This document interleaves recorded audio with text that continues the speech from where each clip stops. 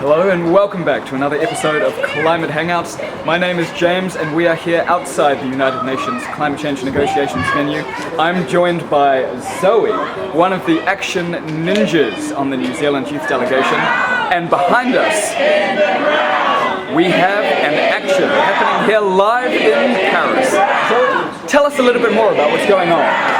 Well, the crowd behind me are asking for no fracking from all the world leaders that are being represented here in COP. There has been a great movement that has blossomed in America, going through Scotland and Argentina. I've heard many personal stories of people that have been suffering at the hands of fracking, especially just right in their backyards where their right to their land has been taken from them, and fracking is now affecting not only their health but their communities and their ability to survive. And who is running this action here behind us? So behind us, it's run by 350.org, and it's a global movement, and it's 350 don't just work on anti-fracking, it's about keeping it in the ground and just stopping fossil fuels. Okay, now, as you can see here in the shot, there are armed security guards watching over the action. Zoe, can you tell us a little bit more about what it actually feels like to participate in an action here at COP? It feels like everything I'm doing is being watched very carefully, and the majority of that is for my own safety. But it is still very uneasy. I haven't seen rifles and guns that, at this scale with so many not only visible guards but normally clothed guards that I'm not even aware of. Right. Now, we do have around 10 to 20,000 civil society observers here at the negotiations, many of whom are engaging in the negotiations in this style. What do you think about the level of civil society engagement here at the conference? Well, from the people that I've been talking to, we have the least access to negotiations in the history of all COPs. I feel like we are not only underrepresented, we're not let in to be able to raise our voice. We have no channel to communicate the changes at COP and feed it back to the people that are concerned with the effects of climate change.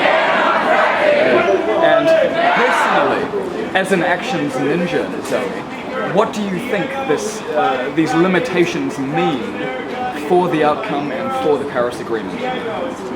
Well, just to explain a bit about the limitations, this kind of action wasn't allowed for the whole of the first week.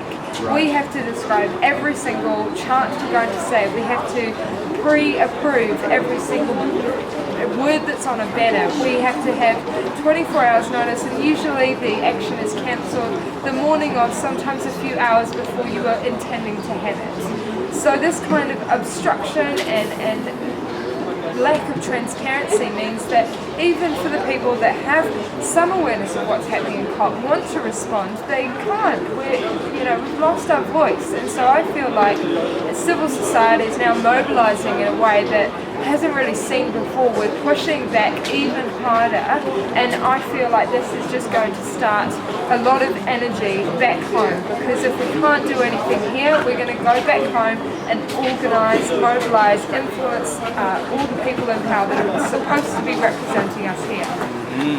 So there is hope ahead, in other words? Well, I'm living off hope at the moment. I think there is such an opportunity to just gather the momentum that has already been started here and really head it home. Most of these discussions aren't that relevant for New Zealand in particular, because we're such a small emitter in the international context, but when we just look at New Zealand's numbers, we are one of the worst per capita. And so I feel like going back home and just focusing on what we can do there locally with grassroots movements, I feel there's so much potential. Okay, and just to close, are there any big actions planned for the final few days of the conference? Are you allowed to tell us? I'm not going to share too much, but this afternoon the entire civil society are hoping to respond in a really loud way that we are not happy with whatever has been divulged, because not only can we not access negotiations, we can't respond, we're not being heard. So there's going to be a big action happening this afternoon. This morning there was a giant polar bear walking through the streets of the main area of the conference, and on Saturday there's going to be a mass mobilisation to define the success or the failure of COP through red lines. So these are red lines that have already been crossed around the world, and these are red lines that we don't want to be pushed any further. And so being clear about what is at stake here, how do you define success, is what civil society will do. Okay, thank you very much for that, Zoe. We've just spoken to one of the action ninjas from the New Zealand youth delegation. It looks like the action behind us is about to wind up soon, and we're going to head back into the negotiations to bring you the latest developments there.